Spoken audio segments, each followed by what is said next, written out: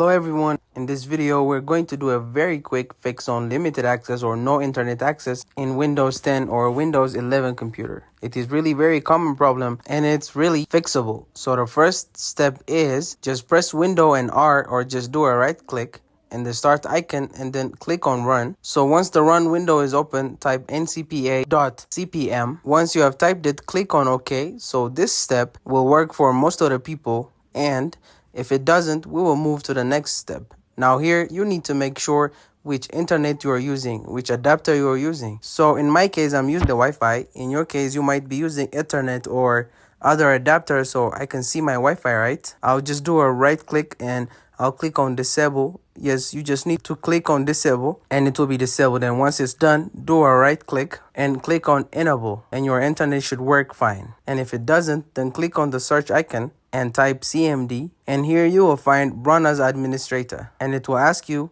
to say yes. And here you need to run few commands which I will be mentioning in the description box, through which you can copy it. Just copy the first one and paste it there. Net sh space winsop space reset space catalog.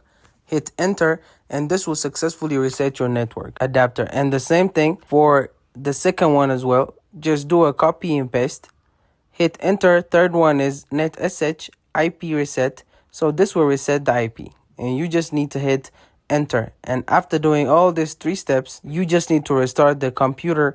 Please check if you have successfully limited access or no internet in Windows 10 or Windows 11 computer. If you like this video, don't forget to like and subscribe.